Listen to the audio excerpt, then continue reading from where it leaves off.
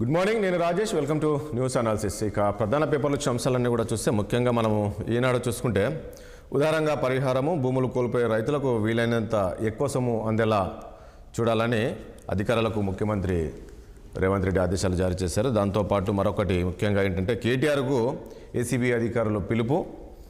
6వ తేదీన విచారణకు రావాలంటూ నోటీసులు. అదే రోజు 8వ తేదీ మళ్ళీ 7వ తేదీ రోజు ఈడీ కూడా నోటీసులు జారీ చేసింది విచారణకు రావాలని.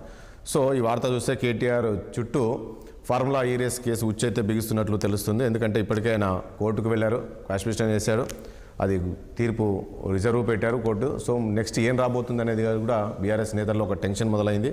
సో ఏదేమైనప్పటికీ కేసుల విషయంలో మాత్రం కేటీఆర్ను వెంటాడుతుందని కూడా చెప్పుకోవచ్చు. ప్రధానంగా ఇది ఒకటి చూసాము ఈనాడులో. ఇంకోటి 2047 నాటికి నంబర్ 1గా తెలుగు జాతి, ప్రతి ఇంట్లో పారిశ్రామికవేత్త తయారు కావాలనేదే నా లక్ష్యం. ఎదగాలంటే డబ్బు లేకున్నా ఆలోచన ఉంటే చాలు. ప్రపంచ తెలుగు సమాఖ్య 12వ మహాసభలో ప్రారంభోత్సవంలో AP CM Chandrababu Naidu.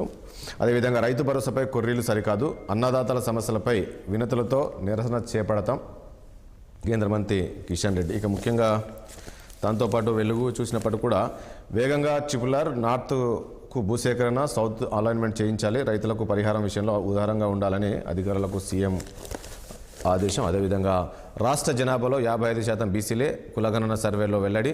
SC, ST, OC ఇతరుల కలిపి 45%. అదేవిధంగా సర్వే నివేదిక సిద్ధం చేసిన ప్రణాళిక సంఘం. దీనిపై నేడు కేబినెట్ మీటింగ్లో చర్చించే అవకాశం. ఈరోజు ప్రధానంగా కేబినెట్ సమావేశం కూడా జరగబోతుంది. ఒక కేబినెట్ సమావేశంలో ముఖ్యంగా 2 అంశాలు ప్రధానంగా చర్చించబోతున్నారు. ఒకటి ఈ బీసీ రిజర్వేషన్ సంబంధించి కూడా, దాంతోపాటు ముఖ్యంగా మరొకటి ఏదైతే రైతు భరోసా ఏదైతే ఉందో సంక్రాంతి నుంచి కూడా రైతు భరోసా వేయబోతున్నట్లు ప్రకటించిన నేపథ్యంలోనే సో దీనికి సంబంధించి 2 అంశాలకు సంబంధించి ప్రధానంగా ఈరోజు క్యాబినెట్లో కూడా చర్చించబోతున్నారు.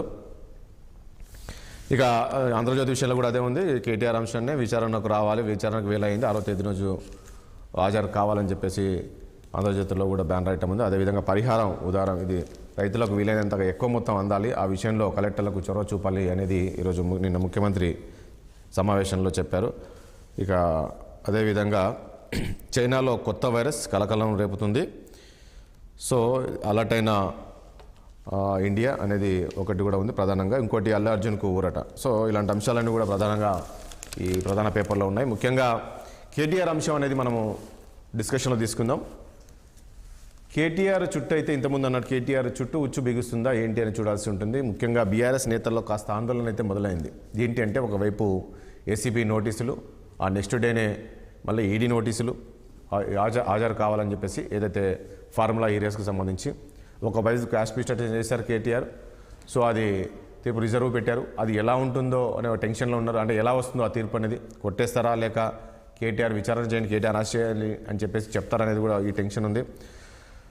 సో మొత్తానికి ఈ అంశానికి సంబంధించి మనం చర్చిద్దాం. చర్చలో పాల్గొంటున్నారు బీఆర్ఎస్ సీనియర్ నాయకులు బీఆర్ఎస్ నుంచి మాజీ ఎమ్మెల్యే మల్ల యాదవ్ గారు మనకు లైవ్లో ఉన్నారు. అదేవిధంగా ఇటు సీనియర్ జర్నలిస్ట్, రాజకీయ విశ్లేషకులు కోటేశ్వరరావు గారు మనకు లైవ్లో ఉన్నారు. మరి కాసేపట్లో తాడూరి శ్రీనివాస్ గారు కూడా బీజేపీ నుంచి జాయిన్ అవబోతున్నారు. ముందుగా కోటేశ్వరరావు గారు మీ దగ్గరకు వద్దాం. సో ఎందుకంటే ఈ బీజేపీ అదేవిధంగా కాంగ్రెస్ వీళ్ళంతా వచ్చి, అదేవిధంగా కాలువ సుజాత కూడా కాసేపట్లో జాయిన్ అవబోతుంది, ఆర్యవైశ్య కార్పొరేషన్ చైర్మన్. సో వీళ్ళు వచ్చినాక మనము వీళ్ళతో మాట్లాడితే ముందుగా మీ దగ్గరికి వద్దాము కోటేశ్వరరావు గారు. కోటేశ్వరరావు గారు, ఏంటి విచారణ చూస్తున్నాం ఈరోజు పేపర్లో, ఏ పేపర్లో చూసినా కేటీఆర్ అంశమే ప్రధానంగా కనిపిస్తుంది. 6వ తేదీ రోజు ఈరోజు ఏసీబీ విచారణకు రావాలని చెప్పేసి నోటీసులు జారీ చేసింది. 7వ రోజు ఈడీ. ఏంటి కేటీఆర్ను ఈ విచారణల పేరుతో వేధింపులకు గురి చేస్తున్నారు అనుకోవచ్చా? ఏ రకంగా చూడాలి? కేటీఆర్ రాబోయే రోజుల్లో అరెస్టు కావడం తప్పదంటారా? ఇప్పుడు వేధింపులకు గురి చేస్తున్నారా లేకపోతే ఊరట కలిగిస్తున్నారా అనేటువంటి పదజాలం సరే మీ విచక్షణ. లేదా నేనైతే వేధింపులకు గురి చేస్తున్నారు అనేటువంటి పదజాలాన్ని నేను ఉపయోగించట్లేదు. ఎందుకు అంటే కేసులు నమోదయ్యాయి, ఆ నమోదైనటువంటి కేసుల మేరకు నోటీసులు ఇవ్వడం అనేటువంటిది ఒక సహజమైనటువంటి ప్రక్రియ. అయితే 6వ తారీఖు ఎందుకు ఇచ్చారు, 6వ తారీఖు ఉదయం 10 గంటలకు రమ్మని ఎందుకు ఏసీబీ నోటీస్ ఇచ్చింది అనేటువంటిది మాత్రం ఆసక్తి కలిగించేటువంటి అంశం. ఎందుకు అంటే ఆ రోజు లేదా మరుసటి రోజు కానీ, అంటే వచ్చే వారంలో హైకోర్టు క్వాష్ పిటిషన్ మీద హైకోర్టు నిర్ణయం వెలువడేటువంటి అవకాశం ఉందని అవును. అందరూ భావిస్తున్నారు. ఒకవేళ సోమవారం నాడే అటువంటి నిర్ణయం కనుక వెలువడేట్లయితే కోర్టు 10:30 తర్వాత మాత్రమే సాధారణంగా సమయం ఉంటుంది కనుక 10 గంటలకే రావాలని చెప్పేసి నోటీసులు ఇచ్చారు కనుక, ఒకవేళ అది ఏదైనా కానివ్వండి విచారణకు హాజరు కావడం అనేటువంటిది అనివార్యమైనటువంటి పరిస్థితిని కల్పించారనేది నా అభిప్రాయం. అయితే ఈ కేసు తీరుతెన్నులు చూసినప్పుడు దీనికి సుదీర్ఘమైనటువంటి పరిశీలన తర్వాత కేసు నమోదు చేయడానికి గవర్నర్ ఆమోదించినటువంటి తీరు, వీటన్నింటినీ పరిగణలోకి తీసుకున్న తర్వాత కోర్టు క్వాష్ పిటిషన్ ని ఆమోదిస్తుంది అని నేనైతే అనుకోవట్లేదు. లేదు, ఇంకా హైకోర్టు న్యాయమూర్తులకి దానిలో అసలు ఏమీ లేదు అనే గనక అటువంటి అంశాలు కనుక గోచరిస్తే కొట్టేయచ్చు. కానీ 99% కొట్టేసేటువంటి అవకాశాలు లేవని మాత్రం నేను ఈ సందర్భంగా చెప్పదలుచుకున్నాను. అందువలన అనివార్యంగా కేటీఆర్ కానివ్వండి, అరవింద్ కుమార్ కానివ్వండి, ఆయన రిటైర్డ్ ఇంజనీర్ బిఎల్ఎన్ రెడ్డి గారు కానివ్వండి, ఇంకా ఇతరులు కూడా దానిలో రాబోయేటువంటి రోజుల్లో దాన్ని కొంతమందిని ఇంప్లికేట్ చేసేటువంటి అవకాశాలు కూడా ఉన్నాయని చెప్తున్నారు కనుక వాళ్ళందరూ కూడా చట్ట ప్రకారం విచారణకు హాజరు కావాల్సిందే అనేటువంటిది ఈ సందర్భంగా చెప్పదలుచుకున్నా. దానిలో భాగంగానే ఏసీబీ ఒకవైపు విచారణ జరుపుతూ ఉంటే ఈడీ కూడా మరొక వైపు ప్యారలల్ గా విచారణ జరుపుతా ఉంది కనుక బహుశా ఈడీ నోటీసులకి ఆయన రెడ్డి గారు నాకు తగినంత సమయం కావాలని చెప్పేసి ఎందుకు అడిగారు అంటే, ఈ హైకోర్టులో ఉన్నటువంటి క్వాష్ పిటిషన్ ను దాని మీద వచ్చేటువంటి తీర్పును బట్టి ఆయన హాజరు కావడానికి నిర్ణయించుకున్నట్టుగా అర్థమవుతోంది. అందుకని ఒకవేళ క్వాష్ పిటిషన్ గనక రేపు అంటే సోమవారం మంగళవారాల్లో గనక అది దానికి ఇంకా రిజర్వ్ లోనే ఉంచేట్లయితే మరి అరవింద్ కుమార్ కానివ్వండి, లేకపోతే కేటీఆర్ కానివ్వండి, వీళ్ళందరూ కూడా ఈడీ దానికి కూడా విచారణకు హాజరవుతారా, లేకపోతే ఏదో ఒక కారణంతో వాయిదా తీసుకుంటారా అనేది చూడాలి. అదే నిన్న ఈ ఎప్పుడైతే ఏసీబీ నోటీసులు జారీ చేసిందో వెంటనే కేటీఆర్ బృందం న్యాయ నిపుణులతో చర్చిస్తున్నారంట. ఏంటి విచారణకు వెళ్ళాలా? మీరు అన్నట్లు ఆ రోజు ఈ కోర్టు తీర్పుతో ఒకటి ఉంటుంది, ఎట్లా ఉంటుంది ఒకవేళ ఆ రోజు 10 గంటలకే మరొక వైపు ఏసీబీ రమ్మన్నారు. సో ఏం జరగబోతుంది ఒకవేళ కేటీఆర్ అలాగనే అరెస్ట్ అయితే? ఇలాంటి అనుమానాలు ఉన్న నేపథ్యంలో ఖచ్చితంగా సోమవారం అయితే ఒక కీలకంగా మారింది, ఆయన వెళ్తారా లేదనేది. కానీ వెళ్ళకపోవచ్చు అనేది దీనిపైనే న్యాయ నిపుణులతో చర్చిస్తున్నట్లు కూడా తెలుస్తుంది. రైట్. ఒకవేళ కోర్టు నిర్ణయం ఆ రోజు వెలువడకపోతే, కేసీఆర్ కనుక దానికి విచారణకు వెళ్ళకపోతే, అది కూడా ఆయన మీద కేసులో మరొక అదనపు అభియోగం అయ్యేటువంటి అవకాశం కూడా ఉన్నది. అందుకని ఏం చేస్తారు ఏంటనేటువంటిది చూడాల్సింది. మల్లా యాదవ్ గారు ఎట్లా చూస్తారు ఈ నోటీసులు కథ ఏంటి? ఇప్పటికే పార్టీ మీరే చూస్తున్నాము, ఓటమితోటి కాస్త ఇబ్బందులు ఉన్నప్పటికీ కొంతమంది పార్టీ మారారు. మళ్ళీ ఒకవైపు మీ వర్కింగ్ ప్రెసిడెంట్కు నోటీసులు జారీ చేశారు. అరెస్ట్ అవుతారు అరెస్ట్ అవుతారు అనేది ఒక చర్చ జరుగుతుంది. నిజంగా ఎట్లా చూస్తారు? ఇదంతా ఒక కక్షపూరితంగా చేస్తున్నారు అనుకోవాలా ఏంటి? ఏ రకంగా చూస్తారు మీరు? రాజకీయ వ్యవస్థలో ఇంతకుముందు ఓన్లీ తమిళనాడులో చూసేటోళ్ళం. ఒకసారి పదవి కాలం అయిపోయిన తర్వాత మాజీ ముఖ్యమంత్రులను తీసుకుపోయి అరెస్టులు చేసిన సందర్భాలు చూసినాం. అది కరుణానిధి కానీ జయలలిత కానీ ఒకళ్ళ మీద ఒకళ్ళు అధికారం కోల్పోయిన తర్వాత. కానీ మన ఉమ్మడి ఆంధ్రప్రదేశ్ ఉన్నప్పుడు కానీ తెలంగాణ అయిన తర్వాత కానీ మొదటిసారి చూస్తున్నాం ఇటువంటి కక్ష సాధింపు చర్యల్లో భాగంగా అక్రమ కేసులు పెట్టేసి ఏదో రకంగా జైలు పంపించాలని ఒక ఆలోచన. ఇప్పుడు ఉన్న వాస్తవాలు ఏంటి, ఫైల్ పొజిషన్ ఏంటి, ఎవ్రీథింగ్ మామూలుగా కోర్టుకు ప్రొడ్యూస్ చేయడం జరిగింది, వివరించడం కూడా జరిగింది. అందులో లోపాలు ఏంటి అనేది ఎక్కడ కూడా ప్రభుత్వం కూడా చెప్పలేకపోతా ఉంది. కేవలం ఏదో ఒక సాకు పెట్టి ముందైతే మామూలుగా కేసు ఫ్రేమ్ చేస్తే ఆ న్యాయ పోరాటంలో తర్వాత తీర్పు వచ్చినప్పుడు ఆయన దోష నిర్దోష అనేది తర్వాత కదా తేలేదు. ముందైతే అరెస్ట్ అవుతారు, తర్వాత పేరు మీద వస్తారు, అరెస్ట్ పేరు మీద జైలు అనేది కొంతకాలం ఉంటారు కదా, మేము అనుకున్నది అయితే సాధించగలిగినాం అని పైశాచిక ఆనందం పొందటానికి ఉపయోగపడటానికి మాత్రమే ఈ అక్రమ కేసులు తప్ప దీంట్లో పస లేదు అని అనేది ముమ్మాటికి వాస్తవం. ఆ విషయాల్ని బహిర్గతం కూడా చేయడం జరిగింది. ఇప్పుడు తీసుకున్న వాళ్ళ మీద ఎవరైతే మామూలుగా మనీ ట్రాన్స్ఫర్ అయిందో వాళ్ళ మీద కేసులు లేకుండా చేసిరు అనే నెపం మీద ఎన్నో నిర్ణయాలండి ఈ రోజు. కాదండి, ఒకటి మలయాదవ్ గారు ఒక విషయం మీరు అన్నది కరెక్టే. ఇప్పుడు ఒక విషయం అంటున్నారు ఏమంటే అసలు ఇందులో పసలేదు, ఏదో రకంగా ఇబ్బందులు పెట్టాలని, ఎందుకంటే తమిళనాడు సంస్కృతి ఈరోజు తెలంగాణకు వస్తుంది అనేది. సో అలాంటప్పుడు ఈరోజు అందరూ అదే అంటున్నారు, ఏ తప్పు చేయనప్పుడు కేటీఆర్ మరి ఎందుకు కోర్టుకు వెళ్తున్నారు, క్వాష్ పిటిషన్ వేశారు, అవసరం లేదు కదా మనము మీరు వెళ్ళి అంటే నిజంగా ఎలాంటి తప్పు విచారణ మా నిజాయితీని నిరూపించుకోవటానికి శీల పరీక్ష జరిగినప్పుడు తప్పకుండా మా నిజాయితీని నిరూపించుకోవడానికి న్యాయ పోరాటం చేస్తాం. ప్రజాక్షేత్రంలో ప్రజలే అంతిమ నిర్ణయం చేసేది. అయితే మా మీద నేరం మోపింది కదా అని చెప్పేసి ఉన్న అవకాశాలని న్యాయస్థానానికి సంప్రదించకుండానైతే ఉండం కదా, న్యాయ పోరాటం అయితే చేయకుండానైతే ఉండం కదా. ఈ రోజు మేమేదో కేసులను తప్పించుకోవడానికి వాళ్ళ ఇళ్ల దగ్గరికి పోయి ఏదో ప్రదక్షిణలు చేయట్లేదు, కాళ్ళు ఇళ్ళు మొక్కట్లేదు. ఈ రోజు ఢిల్లీకి పోయి గవర్నర్ తోని కేసు పెట్టేయడానికి, అది అనుమతి తీసుకోవడానికి రేవంత్ రెడ్డి గారు ఢిల్లీలో పోయి ప్రదక్షిణలు చేసినట్టు మేమేమో ఈ రోజు వేరే నాయకుల దగ్గరకో ప్రభుత్వాల దగ్గరకు పోయి ప్రదక్షిణలు చేయట్లే. మేము న్యాయ పోరాటం చేస్తున్నాం. మేము దీనికి ఎటువంటి సంబంధం లేదు. రాష్ట్ర ప్రయోజనాలను దృష్టిలో పెట్టుకొని, రేపటి భవిష్యత్తును దృష్టిలో పెట్టుకొని, మన రాష్ట్ర అభివృద్ధి కోసం కానీ, గుర్తింపు కోసం కానీ, రేపటి భావితరాల కోసం కానీ ఉపయోగపడే కార్యక్రమాల్లో భాగంగా ఇటువంటి వాటిని ఫార్ములా ని మన రాష్ట్రానికి తీసుకొచ్చినాం. అది ఒప్పందం చేసుకున్నాం. దీంట్లో ఎక్కడ కూడా వేరే ఆలోచన కానీ రెండో ఆలోచన కానీ లేదు. కొన్ని నిర్ణయాలు వెనువెంటనే మలయ గారు ఒక విషయం అంటున్నారు, ఇందులో ఖచ్చితంగా ఈ మనీ ఇష్యూ అయితే మొత్తానికి జరిగింది, మనీ లాండరింగ్ జరిగింది. సో ఈవెన్ గవర్నర్ కూడా అనుమతి ఇచ్చారంటే ఖచ్చితంగా ఆయన కూడా న్యాయ నిపుణులతో చర్చించిన తర్వాతనే అనుమతి ఇచ్చి ఉండొచ్చు. సో ఈ కేసులో ఖచ్చితంగా కేటీఆర్ జైలుకు వెళ్లాల్సిన అవసరం తప్పకుండా ఉంటుంది అనేది ఒకటి చెప్తున్నారు. దీన్ని ఏ రకంగా చూస్తారు? అలాంటిది ఒకవేళ కేటీఆర్ జైలుకు వెళితే పార్టీ పరిస్థితి ఏంటి? కాస్త క్యాడర్ అంతా డీలా పడే అవకాశం ఉంటుందా? ఏం జరిగే అవకాశం ఉంటుంది? పంపిస్తే పోవటానికి సిద్ధంగానే ఉన్నారు. మానసికంగా దానికి ఎటువంటి ఇబ్బంది లేదు. 100% జైలుకి కవితను పంపించిండ్రు. ఏమైంది? కేటీఆర్ గారిని కూడా పంపిస్తా అని చెప్పేసి ప్రభుత్వం కాలు దూతా ఉంది. దానికి రకరకాల ప్రయత్నాలు చేస్తా ఉంది. లేని ఫామ్ హౌస్ మీద కూడా మామూలుగా డ్రగ్స్ ఉంటాయి అని చెప్పేసి డాగ్స్ కానీ మీరు ఒక విషయం అంటే నాకు ఒకటి అర్థం కాదు. ఒకటి మలయాదవ్ మీరు అంటున్నారు వెళ్ళడానికి సిద్ధంగా ఉన్నారు, కేటీఆర్ అంటున్నారు మీరు కూడా వెళ్ళాలనే ఆలోచనలో ఉన్నారు. కానీ ఈ రోజు సరే వెళ్తారేమో, ఒక మచ్చ కదా, ఒక వర్కింగ్ ప్రెసిడెంట్ ఈ రకంగా అవినీతికి పాల్పడ్డారు అనేది ఈరోజు రేపు ప్రతిపక్షాలకు ఒక మంచి అవకాశం కదా, ఒక అవినీతి పరుడు అనే పేరు వస్తుంది కదా. మీరు ఈ మధ్యకాలంలో చూస్తూ ఉన్నారు కోర్టు జడ్జిమెంట్లల్లా.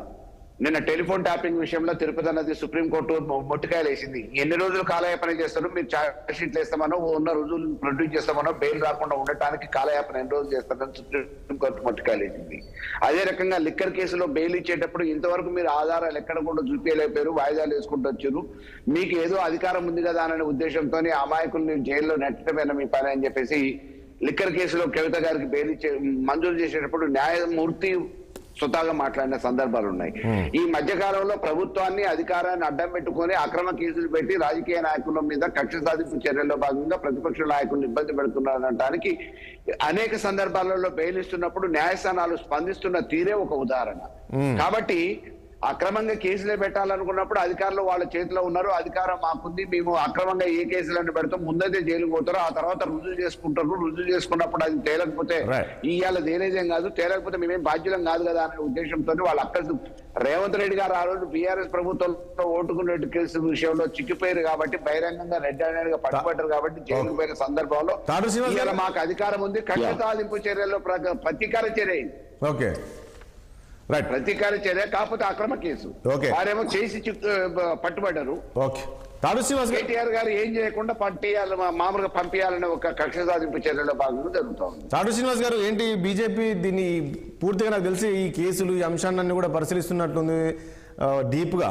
ఎట్లా చూస్తుంది ఈ బీజేపీ కావచ్చు? మీరైనా ఒక న్యాయవాదిగా ఏం చెప్తారు ఈ కేసు అంశానికి సంబంధించి? కేటీఆర్ను కావాలని ఒక ఇంతకుముందు మలయాదవ్ గారు అన్నట్టు ఒక వేధింపు లేదా పైన లేదు, గతంలో మనం పక్క రాష్ట్రంలో చూసే వాళ్ళకి కక్ష సాధింపు చర్యలు అందులో ఏది లేదు, అయినా సరే ఏదో రకంగా వేధింపులు గురి చేయాలి కేసులు పెట్టి అనేది ఈరోజు చెప్తూ ఉన్నారు.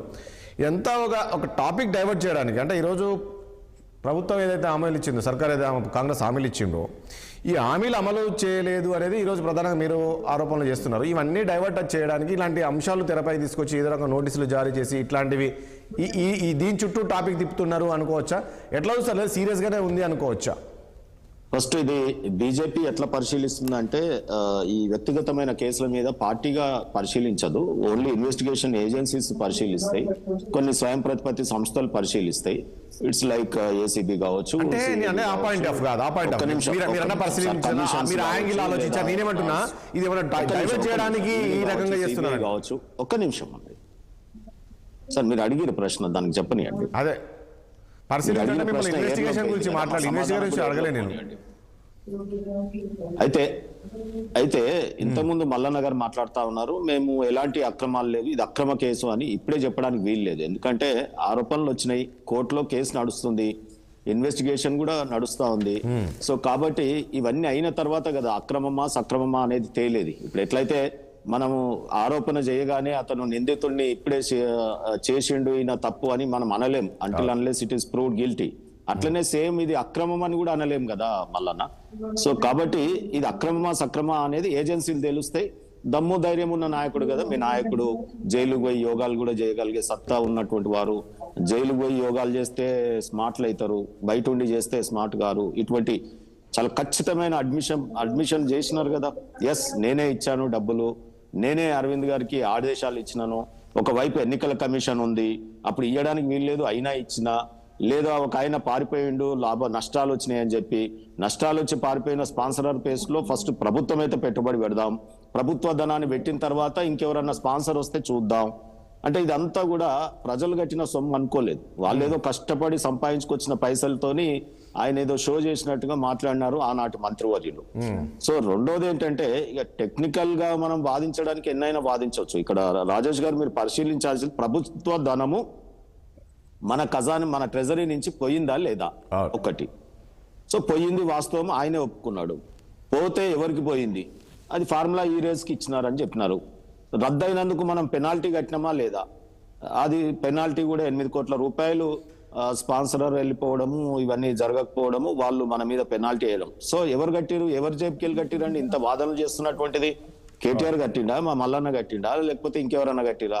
మనం సబ్బులు ఉప్పులు కొనుక్కొని బీద బిక్కి ప్రజలు అన్ని ట్యాక్సెస్ కడితేనే కదా ప్రజాధనం పోగయ్యేది. ఆ ప్రజాధనం ఉండాల్సినటువంటి వాళ్ళు తను ఒక రాజుల కాలంలో జరిగినట్టుగా వింటా ఉంటాం. ఏదైనా స్టోరీ చదివినప్పుడు రాజు ఏదైనా జరిగిన కవి వచ్చి పొగుడితేనో లేకపోతే ఇంకెవరో ఏదో జరుగుతానో వారికి 10 బంగారు నాణాలు ఇచ్చేసేయి అని ఆయన చెప్పడము, కోశాధికారి ఇచ్చేయడము. కాదండి, ఒకటి తాడు శ్రీనివాస్ గారు మీరు తప్పుపడుతున్నారు ఒక నిమిషము. ఆయన అట్లా ఎట్లా ఇచ్చారని ఈ రోజు ఒక బ్రాండ్, అది ఎప్పుడు కాదు, గతంలో చంద్రబాబు నాయుడే 2098 ఇప్పుడు డేట్ చెప్పాడు, ఐడియా లేదు. అప్పట్లోనే చంద్రబాబు నాయుడే ముఖ్యమంత్రి ఉన్నప్పుడు ట్రై చేశాడు ఇక్కడ తీసుకురావాలి ఈ రేజ్ అని. సో అలాంటిది ఈ రోజు ప్రయత్నం చేసి మన హైదరాబాద్ బ్రాండ్ ఈ రోజు ప్రపంచం అంతా కూడా మన వైపు చూస్తుంది కదా, ఇలాంటివి చేసినప్పుడే కదా. నేనేమంటున్నా, కొన్ని షోలు చూస్తా ఉంటాం, నాన్ స్టాపబుల్ అని, దాంట్లో ఏదో బ్రాండీ యాడ్ కూడా ఉంటది దాంట్లో. సో అట్లా ఇదేమన్నా బ్రాండియా? తెలంగాణని ఏం చేయదలుచుకుంటున్నారు వీళ్ళు? బ్రాండ్ అంటే ఏది? ఇప్పుడు చేనేత బ్రాండ్ ఉంది, ఎవరిని పెట్టినారు? ఓ సినిమా యాక్ట్రెస్ ని పెట్టినారు, ఆవిడకి కోట్ల రూపాయలు ఇచ్చినారు. ఆ తర్వాత ఇంకెవరికో అన్నారు కోట్ల రూపాయల భూములు ఇచ్చినారు, ఇది ఇచ్చినారు. బ్రాండ్ ఇమేజ్లు, ఇప్పుడు తెలంగాణ బ్రాండ్ ఇమేజ్ కోసం పోరాడిందా, ప్రజల యొక్క జీవితాలు బాగు కోసం పోరాడినామా? బ్రాండ్ల కోసమే కోట్లాది రూపాయలు తగిలేస్తే ఇవాళ ఆకలితో అలమటిస్తున్నటువంటి, విద్యకు నోచుకున్నటువంటి విద్యార్థులు, ఈ 10 ఏళ్ళు బీఆర్ఎస్ పార్టీ ఉన్నప్పుడు బ్రాండ్ ఎందులో క్రియేట్ చేయాలి? ప్రజలు బాగుపడలేదంటారా? నేను ఒకటి చెప్తా వినండి. ఇప్పుడు ఈ రోజు ఇదే 600-700 కోట్ల రూపాయలు బ్రాండ్ ఇమేజ్ పెంచడానికి ఫార్ములా ఈ రేస్ ని ఎక్కడి నుంచో పట్టుకొచ్చి, కార్ల రేసు ఇక్కడ మనకు సరి అయిన వసతులే లేవు, ఒక ట్రాక్ లేదు, నడి బొడ్డున ఖైరతాబాద్ ఫ్లైఓవర్ కాడ పెట్టడం ఏంటండి ఏది రేసింగ్లు? లేదా ఇంకొకటి ఇన్ఫ్రాస్ట్రక్చర్ ఎక్కడైనా భూమి తీసుకొని దాన్ని కన్స్ట్రక్ట్ చేసి ప్రైవేట్ కంపెనీస్ ని స్పాన్సర్ వస్తే ఇన్ఫ్రాస్ట్రక్చర్ డెవలప్ చేసి తెస్తే తప్పేముండే? రెండోది ఏంటంటున్నా అంటే ఈ కార్ల రేస్ తోని ఈడ అయ్యేదేముంది? పిల్లలకు యూత్ కి ఏం ఎంటర్టైన్మెంట్ ఇస్తాం? ఇవేమన్నా నేషనల్ గేమ్సా? ఇవేనా ఒలింపిక్స్ పోయే గేమ్సా? ఇదంతా సెపరేట్ వింగ్ అండి. మలక్పేట్ల రేస్ కోర్స్ కూడా అవుతుంది, అటువంటి కోర్సులే ఇవన్నీ కూడా. రెండోది నేను ఏమంటున్నా అంటే బ్రాండ్ ఇమేజ్ పెంచాలంటే సరి అయిన గవర్నమెంటే ఇక్కడ వైద్య వసతులు ఒక బ్రాండ్ ని క్రియేట్ చేయొచ్చు. సరి అయిన విద్య బడ్జెట్లు కేటాయించి ఉచిత విద్య ఇస్తే తెలంగాణ ఒక బ్రాండ్ కేటాయించవచ్చు. అనేక రకాలైనటువంటి బ్రాండ్ క్రియేషన్స్ ఉంటాయండి. సో అదే ఆ రకంగా చేయాలి తప్ప బ్రాండ్ ఇమేజ్ కే 100 కోట్ల రూపాయలు వెచ్చించడం అనేది చాలా దుర్మార్గం. తెలంగాణ ఇవాళ ఆడారు ఆ రోజు రోడ్ల మీద వాళ్ళు ఎంబడి 2001 నుంచి ఈపులు వలగొట్టుకుంది మేమంతా. నేనేమంటాను ఒక్క నిమిషం సార్, ఈయన కేటీఆర్ గారు ఎప్పుడు బ్రాండ్ ఇమేజ్ గురించి వచ్చిండండి, ఉద్యమంలో కూడా మధ్యలో వచ్చిండు ఆయన. కాదండి, మీరు కూడా ఉన్నారు కదా మొన్నటి వరకు. తాటు శ్రీనివాస్ గారు మీరు మొన్నటి వరకు ఉద్యమంలో ఉన్నారు. బీఆర్ఎస్ అంటే తిన్నారు, కేటీఆర్ అంటే తిరిగారు, కేసీఆర్ అంటే తిరిగారు. ఇప్పుడు కేటీఆర్ కూడా నేరుగా వచ్చి ఒక మంత్రి కాలేదు కదండి, ఎమ్మెల్యే మంత్రి కాలేదు. ఆయన తిరిగారు, పోరాటం చేశారు, ఉద్యమాలు చేశారు, కేసులు అయ్యాయి, మనం చూసాం. ఇవన్నీ చేస్తున్నా సార్. ఇప్పుడు నేను ఇవన్నీ నిన్న ఒక మాట ఇయ్యాల ఒక మాట అన్నందుకు కేసు వీగిపోవాలా? మనం కేసు గురించి మాట్లాడుతున్నాం, కేసుకు కన్ఫైన్ అయిదాం. రాజకీయ పరంగా దీని మీద మాట్లాడదాం. రెండోది నేను ఇక్కడ ఒకటి గమనించండి రాజేష్ గారు, ఇష్యూగా చర్చిద్దాం. ఫార్ములా ఈ రేస్ కేటీఆర్ గారు వారి వ్యవహారం ఒక మంత్రిగా డెఫినెట్ గా రేపు కొన్ని ప్రైమా ఫేసి అయితే ఉంది కదా, ఈయన ఒప్పుకున్న. ఇప్పుడు మాకు అవన్నీ తెలియదు సార్, ప్రజలము టీవీ ఇప్పంగానే కేటీఆర్ అన్నాడు, ఎస్ నేనే ఇచ్చిన, అరవింద్ గారిది ఏం తప్పు లేదు, కాబట్టి నేను జైలుకు పోవడానికి సిద్ధం, యోగా చేయడానికి సిద్ధం అన్నది ఎవరు? నేనా? మల్లన్న అన్నాడా? కేటీఆర్ గారా అన్నది? మీ టీవీయే కదా. అయితే ఇప్పుడు అన్నంకేమన్నాడు? ఇవే వాక్యాల్ని అఫిడవిట్ హైకోర్టుకి వేసినప్పుడు హైకోర్టులో ఓతు తీసుకొని వేస్తాం. అఫిడవిట్ అంటే ఏంటి సార్? ఒట్టు దీని వేస్తాం. ఒట్టు దీని ఏమన్నాడు హైకోర్టులో? నేను ఇటువంటిది ఏం చేయలేదు, అది అధికారుల తప్పిదం, నాకు ఏమి తెలియదు. నేను శ్రీనివాస్ గారు ప్లీజ్, లాయర్ గా మారిందా? ఒక్క పాయింట్ చెప్తాను నేను. మీరు ఏమన్నారు, ఇక్కడ ఈ కార్ రేస్ ఏం అవసరము, ఇక్కడ ఏం అవసరం, ఇది ఎవరికి పనికి వచ్చేది ఉంది, తెలంగాణ సమాజానికి ఏం అవసరం, ఈ బ్రాండ్లు ఎందుకు అన్నారు. అది ఓకే, అరే టైర్లు అరుగుతాయి కానీ పుట్లు వండుతాయి సార్ ఇవి. నేనేమంటాను ఇప్పుడు, సరే అది అంటే అవినీతి జరిగిందని మీరు అంటుంటున్నా లేదా ఉందంటారా? ఇదంతా జరిగింది కాబట్టి ఖచ్చితంగా కోర్టు చెప్తుంది, నన్ను చేయి ఇన్వెస్టిగేషన్ ఆఫీసర్ తొందరగా చేసేసి చెప్తాము. సో అది నేను చెప్పలేను కదా. రెండోది నేనేమంటున్నా రాజేష్ గారు, అంటే రాజకీయ కక్ష అని చెప్పేసి బీఆర్ఎస్ నేతలు అంటున్నారు కదా. ఇప్పుడు ఎక్కడ రాజకీయ కక్ష సార్? అఫిడవిట్ ఇప్పుడు మీరు రెండే ప్రశ్నలు వేస్తా, ఎస్ ఆర్ నో చెప్పండి. కేటీఆర్ గారు నేనే చేసినా అని చెప్పిండా లేదా? మీడియాలో మీ కెమెరా ఉందా లేదా? 6 టీవీ కెమెరా చెప్పారు, అంత ట్రాన్స్పరెంట్ కదా. ఒక్క నిమిషం ఆగండి, అక్కడే ఆగండి. మళ్ళా నేను చేయలేదు అని చెప్పి హైకోర్టులో అఫిడవిట్ చేసిండా లేదా? మీరు చూసి ఆ కాగితాలు నేను చూపించాలా? ఆ రోజు నేను కూడా కోర్టులోనే ఉన్నా కదా, నేను ఈ మధ్యన కోర్టుకి వెళ్తున్నా కదా. ఓకే, సో ఏమనేసిండు అఫిడవిట్ లో ఏముంటది సార్? ఓతు ఉంటది తెలుసా? అఫిడవిట్ అంటేనే ఓతులో ఏమన్నాడు? ఒట్టు దీని నేను చేయలేదు, ఇది అధికారులే చేసిర్రు, ఇది అధికారులదే సంబంధం అని అన్నాడు. అంటే అధికారులను బలిపశువు చేస్తున్నాడు కదా, అదొక క్షత్రియ లక్షణమేనా? రెండోదిగా ఇప్పుడు నేనేమంటున్నా, ఎంఏయుడికి ఈయన మినిస్టరు, హెచ్ఎండిఏ స్వయం ప్రతిపత్తి సంస్థ, దానికి ఇప్పుడు ఎవ్వరు చెప్పని కోణం ఒకటి నేను చెప్తా ఉన్నాను. దీనికి చైర్మన్ ముఖ్యమంత్రి గారు, ఆనాటి ముఖ్యమంత్రి గారు. తర్వాత సరే వాళ్ళ నాయన చైర్మన్, కొడుకేమో మంత్రి వైస్ చైర్మన్ గా ఉన్నాడు, ఎంఏయుడికి మంత్రి అయినా. వీళ్ళిద్దరు ఉన్నప్పుడు కనీసం అక్కడ బోర్డు సమావేశం గాని, కేసీఆర్ గారి ఆదేశాలు గాని, సో ఆనాడు నా ముఖ్యమంత్రి గారు ఆదేశాలు తీసుకోకుండా ఈయన ఇష్టం ఉన్నట్టు, అంటే మా నాయన చైర్మన్ కాబట్టి, నేనే వైస్ చైర్మన్ కాబట్టి, అధికారులు మేము ఎట్లా చెప్తే అట్లా వింటారు కాబట్టి, కాళ్ళు మొక్కే ఐఏఎస్లు తయారయ్యారు కాబట్టి ఈ రాష్ట్రంలో ప్రోడక్ట్ బ్రాండ్ ఏముంది తెలుసా మీకు? మంచిగా ప్రజల ముందు ఐఏఎస్లు కలెక్టర్లు కాళ్ళ మీద పడి మొక్కుతా ఉంటారు, వాళ్ళకి ఎమ్మెల్సీలు వస్తా ఉంటాయి. మల్లన్న గారు గీడ కూర్చొని గొంతు చించుకుంటాడు, ఏమి కాదు. వాళ్ళ మనుషులు ఓడిపోయినా కవిత గారికి ఎమ్మెల్సీ ఇయ్యలే. ఇవాళ మల్లన్న పేరు రేపు ఇయ్యమను ఎమ్మెల్సీ చూద్దాం నల్గొండలో. ఆయన పోరాటం ఒక బీసీ బిడ్డగా ఆయన ఎన్ని కష్టాలు పడుతుండో మల్లన్నకు అవకాశం ఇచ్చారు కదా, ఎమ్మెల్యే అవకాశం ఇచ్చారు, ఆయన ఎంపీ ఓడిపోగానే ఎమ్మెల్సీ కవిత గారికి ఇయ్యలేదా? వినోద్ గారికి ప్లానింగ్ కమిషన్ చైర్మన్ ఇయ్యలేదా? అగో వాళ్ళ చుట్టాలకు అట్లా మల్లన్న చుట్టం కదా. పాలు వాళ్ళ కులస్తులు ఇచ్చే పాలు మీగడ ఫామ్ హౌస్ లలో తాగొచ్చు, కానీ వీళ్ళకు పదవులు ఇచ్చేటప్పుడు అడ్డం వస్తుందా? నేనేమంటున్నా ఇక్కడ రాజేష్ గారు, చర్చ పక్కకు పోతుంది. నేను చెప్పట్లేదు, మీ ప్రశ్నలు అట్లా అనుసంధానం చేస్తున్నారు. నేనేమంటున్నా, ఫార్ములా ఈ కేసులో ఈడీకి ఎందుకు జంకుతున్నారండి? ఈడీ కేసు రాగానే ఎందుకు భయపడుతున్నారు?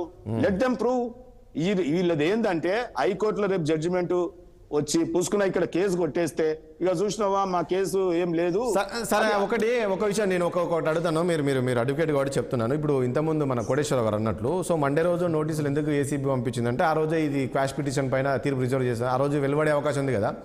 ఒకవేళ ఇది కొట్టేస్తే సార్, కొట్టేయకుంటే ఆ రోజు ఏసీబీ విచారణ కేటీఆర్ హాజరైతే కేటీఆర్ని అట్టే కూర్చోబెట్టుకుంటారా? ఏం జరిగే అవకాశం ఉంది? అట్లా అరెస్ట్ చేసే అవకాశం ఉంటుందా శ్రీనివాస్ గారు? సార్ ప్రొసీజర్ ఎట్లా ఉంటదంటే రాజేష్ గారు, ఇప్పుడు నిజంగా కూడా ఒక సామాన్యుడు అయితేనేమో పెద్దగా ఇటువంటి కేసులలో ఇన్వాల్వ్ అయినప్పుడు బయట ఎవిడెన్సెస్ ని ట్యాంపర్ చేయలేరండి. ఓకే. ఒక లేబర్ నో లేకపోతే ఒక 5 సెక్షన్లు పెట్టి ఒక చిన్న అటెండర్ నో ఒక చిన్న ఉపాధ్యాయుడినో వాళ్ళు ఇన్ఫ్లుయెన్స్ చేయలేరు. కానీ వీళ్ళని ఎందుకు అరెస్ట్ చేయాలంటే వీళ్ళు చాలా హైలీ ఇన్ఫ్లుయెన్స్డ్ కదా. ఓకే. సో కాబట్టి గతంలో అధికారులని పవర్ లో ఉన్నారు కాబట్టి ఏమైనా ఎవిడెన్సెస్ ని ట్యాంపరింగ్ చేస్తారని చెప్పి దీంట్లో అరెస్ట్ కోరుతారు పోలీసు వాళ్ళు. ఏమున్నది, పోయి అరెస్ట్ అయిపోయి వాలంటీర్ గా కూడా అరెస్ట్, అంత పెద్ద చంద్రబాబు నాయుడు కూడా అరెస్ట్ చేస్తే పోయినాడు, కేసులు ఫేస్ చేసినాడు కదా, మళ్ళీ ముఖ్యమంత్రి అయినాడు కదా. సో అదే రకంగా ఇప్పుడు ఈయన కూడా జైలుకు పోయేస్తే ముఖ్యమంత్రి అవుతాడేమో, ఒకసారి టెస్ట్ చేసుకుంటే అయిపోతుంది, జనాలకి అది ట్రెండ్ క్రియేట్ అవుతుంది కదా. ఇప్పుడు జగన్ గారి విషయంలో, చంద్రబాబు నాయుడు గారి విషయంలో, జయలలిత విషయంలో మళ్ళీ పోయి వచ్చినాక అయ్యారు కదా వాళ్ళు, వాళ్ళ పార్టీ సర్కిల్ అనే చెప్తున్నారు. ఇది అంటే పాత మిత్రులు ఉంటారు కదా, అన్న జైలుకు పోయించారు కాబట్టి మళ్ళీ అవుతారు వీళ్ళు అని చెప్పి. రెండోది ఏంటంటే ఈ కేసులో తప్పకుండా నిజంగా కూడా ప్రజా నాయకులు ఏం చేయాలంటే ఇన్వెస్టిగేషన్ ఏజెన్సీస్ కి మేము సహకరిస్తాం, న్యాయ వ్యవస్థలకు సహకరిస్తాం అనే స్టేట్మెంట్స్ మేము విన్నాం చిన్నప్పటి నుంచి. కానీ కొత్తగా కేటీఆర్ గారు మాట్లాడుతున్నది మేము న్యాయ వ్యవస్థలో ఎదుర్కొంటాం, మేము ఎవడేం పీక్కుంటాడో పీక్కోండి, సీఎం హౌలగాడు, ఈయన నాయనని ఈ తమాషా చూడడానికి తెలంగాణ తెచ్చుకున్నామా? అంటే ఈ లాంగ్వేజ్ చూడడానిక? సరే ప్రజలు ఎన్నుకున్నారు, ముఖ్యమంత్రి అయ్యిండు, ప్రజలు ఎన్నుకున్న ముఖ్యమంత్రుల్ని లేకపోతే మినిస్టర్లని ఇష్టం ఉన్నట్టు ఏం పీక్కుంటావో పీక్కో, ఈ భాష ఎక్కడిది సార్? ఇది కాదన్నా, అరే ఈ భాష విన్నావా? పీక్కుంటావా అనేది విన్నావా? ఏం పీక్కుంటావా అంటే నువ్వేం చేస్తావు? 2 లాగ్ కొడతావు. ఒక ముఖ్యమంత్రిని అంటే నా పార్టీలు వేరైనా ఆయన ముఖ్యమంత్రి అందరి వాడు కదా. ఎవరు కాదన్నా అవునన్నా, ముఖ్యమంత్రి మనం దాన్ని గౌరవించాలి, ఆ పదవికి గౌరవించాలి. కాదు, బిఎల్ సంతోష్ గారు పోయి హైకోర్టులో సుప్రీం కోర్టులో రిలీఫ్ తెచ్చుకోలేదు. ఏం తేలింది? కోదండరామ్ కూడా కొట్టిరు, బండి సంజయ్ రాష్ట్రంలో ఎవరిని చేయలేదు సార్ మీరు. ఇళ్ళ తేలేదు ఏముండదు. ఇప్పుడు బిఎల్ సంతోష్ గారు అరెస్ట్ చేయడం కక్ష సాధింపు తప్పవుతుందా?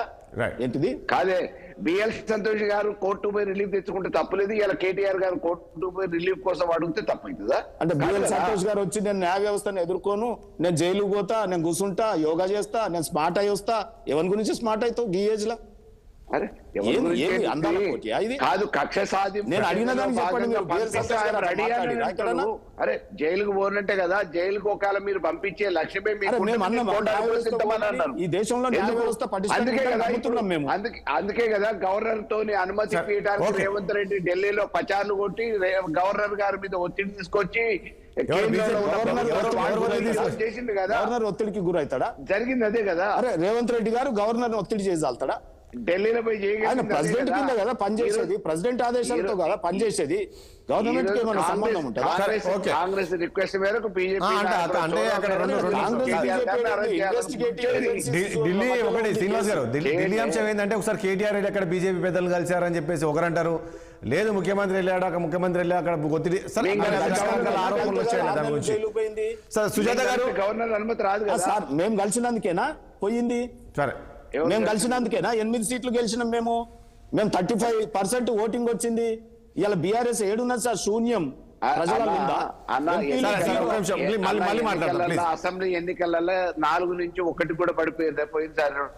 2024 ఉన్నాడు. ప్రజల మధ్యలో ఉన్నప్పుడు ఆయన ముఖ్యమంత్రిని చేసిరు. అంటే శ్రీనివాస్ గారు ప్లీజ్, అధికారంలో ఉంది, దానికి దీనికి సంబంధం లేదు కదా. దానికి సంబంధం లేదు, సబ్జెక్ట్ వేరు. ఒక నిమిషం గెలుపోవటంలో జరుగుతుంటాయి. ప్లీజ్ ప్లీజ్ ఒక నిమిషం శ్రీనివాస్ గారు ప్లీజ్ ఒక నిమిషం. అహంకారం ఎందుకు? సుజాత గారు గుడ్ మార్నింగ్ అండి. సుజాత గారు గుడ్ మార్నింగ్ రాజేష్ గారు. సుజాత గారు విని ఉంటారు ఇప్పుడు మాట్లాడింది కోటేశ్వరరావు గారు కావచ్చు, అదే విధంగా మల్ల యాదవ్ గారు, అదే విధంగా విషయం ఏంటంటే ఈ రోజు మనం ప్రధానంగా ఈ కేటీఆర్ అంశాన్ని చర్చిస్తున్నాము. విషయం 6వ తేదీ రోజు ఈ రోజు ఏసీబీ విచారణ. ఇవన్నీ కూడా ఒక కేటీఆర్ని ఇబ్బంది పెట్టాలనే ప్రయత్నాలు తప్ప ఏది లేదు. ఎందుకంటే ఆయన ఈ మధ్యలో బాగా ప్రశ్నిస్తున్నారు ప్రభుత్వాన్ని. ఏ రకంగా అంటే మీరు ఇచ్చిన హామీలు అమలు చేయట్లేదు, 6 గ్యారెంటీలు అన్నారు, అవన్నారు ఇవన్నారు, ఏవీ లేదు. సో ఏ రకంగా అయితే ఇస్తారు? కేటీఆర్ ఈ రకంగా ఇబ్బందులు పెడితే కేటీఆర్ సైలెంట్ అయిపోతారనే ఆలోచనలో ఉన్నది ప్రభుత్వం అనేది ఈరోజు ప్రధానంగా బయట చర్చ జరుగుతుంది. గుడ్ మార్నింగ్ అండి. నా తోటి పార్టిసిపెంట్ సోదరులకి అలాగే మీకు మీ ఛానల్ కి కూడా. కేటీఆర్ గొడవ చేస్తే సైలెంట్ అయిపోతుంది ప్రభుత్వము, కేటీఆర్ చెప్పినట్టు వింటది, చెప్పులు వేసుకొని బొమ్మంటే పోతుంది అనే కార్యక్రమం అనేది బంద్ చేసుకోవాలి. ప్రజాపాలనలో ప్రభుత్వం తన పంతం చేసుకుపోతుంది, చట్టం తన పంతం చేసుకుపోతుంది. ఒకసారి గమనించాల్సినటువంటి అవసరం ఉన్నది. ఈ ఇష్యూ అంతా ఈ రోజు అంతా కేటీఆర్ కి సంబంధించి, కేటీఆర్ ఇష్యూ ఓన్లీ అరెస్ట్ ఇష్యూవా లేదా కవితమ్మ బీసీ లొల్లియా గురించి మనం మాట్లాడాలి. ఫస్ట్ ఆఫ్ ఆల్ దీనికన్నా ముందు నిన్న మొన్న చర్చలు జరిగిండొచ్చు. మల్లారెడ్డి హాస్టల్లో జరిగినటువంటి బాత్రూమ్లలో ఆడపిల్లలకి జరిగినటువంటి అవమానమే గాని అవన్నీ ఇవన్నీ ఈ సందర్భాన్ని డైవర్షన్ చేయాలని వీళ్ళందరూ ఏదో రకాల బీభత్సం చేస్తున్నారు. కవిత మాడబోయి లొల్లి చేస్తుంది. మల్లన్న ఇంటి దగ్గర పోయి, మల్లన్న దగ్గర పోయి, మల్లన్న హాస్టల్ దగ్గర పోయి లొల్లి కాకుండా ఈడ బీసీల లొల్లి తీసుకుంది. బీసీలకు ఎంత మటుకు అవకాశం కల్పించిండ్రో బీఆర్ఎస్ వాళ్ళు ఒకసారి గుర్తు చేసుకోవాలి. నేను వస్తాను, మీ సబ్జెక్ట్ దగ్గరికి వస్తాను. ఒక మాట కవిత గురించి ఒక మహిళగా నేను మాట్లాడి మిగతా విషయాలకు నేను సందర్భానికి వస్తాను. ముందు ఎవరేం మాట్లాడారో నాకు తెలీదు. నేను కవిత గురించి మాట్లాడాలనుకున్నాను కాబట్టి నిన్న జరిగినటువంటి ధర్నా అది ఫ్రెష్ ఇష్యూ కాబట్టి నిన్న జరిగిన ధర్నాలో కవిత పోయి మల్లారెడ్డి హాస్టల్ ముంగల ధర్నా చేయాల్సింది మర్చిపోయి పొరపాటున వాళ్ళు బందీఖానగా మార్చినటువంటి ఇందిరా పార్క్ దగ్గర ధర్నా చౌక్ని పొరపాటున మల్లారెడ్డి ఆఫీస్ అనుకుని ధర్నా చౌక్ వచ్చిందేమో అని అనుమానం ఉంది. గతంలో 34% ఉన్న బీసీ రిజర్వేషన్ ని 22% పడేసిన వాళ్ళు లోకల్ బాడీ ఎలక్షన్లలో ఇప్పుడు వచ్చి బీసీల జెండాను ఎత్తుకొని నెత్తి మీద జెండా ఎత్తుకొని ఊరేగుతున్న కవితమ్మకి వర్కింగ్ ప్రెసిడెంట్ పార్టీ అధ్యక్షునికో బీసీని చేస్తారేమో ఫస్ట్ చేసి ఈ ధర్నాలో కూర్చుంటే బాగుండు. లేదా వాళ్ళ ఆయనకు 10 ఏళ్ళు అడగడానికి శాతగానేటువంటి కవితమ్మ ఈ రోజు ధర్నా చౌకు తెరిచి పెట్టినాం మేము, ఎవరైనా ధర్నాలు చేసుకోవచ్చు అంటే ఏ విధంగానన్నా ధర్నాలు చేసుకోవచ్చు, అవసరం లేకున్నా అనర్హత అయినా కూడా ధర్నాలు చేసుకోవచ్చు అని కవితమ్మ ధర్నా చేయడం తప్పబడుతున్నారా? కాదండి, కవిత ధర్నా చేయడం తప్పబడుతున్నారా? కవిత ధర్నా చేయడం 100% ముమ్మాటికి తప్పుపడుతున్నా. ఎందుకంటే గతంలో ఉన్నటువంటి బీసీ లోకల్ బాడీ ఎలక్షన్లలో 33% ఉన్న బీసీ రిజర్వేషన్ ని కుదిచి 22% తీసుకొని పోయారు. వాళ్ళు ఎన్నికల్లో ఎంతమంది బీసీలకు టికెట్లు ఇచ్చిర్రో ఒకసారి గుర్తు చేసుకోవాలి, ఎంతమంది మంత్రులకు ఇచ్చిర్రో గుర్తు చేసుకోవాలి.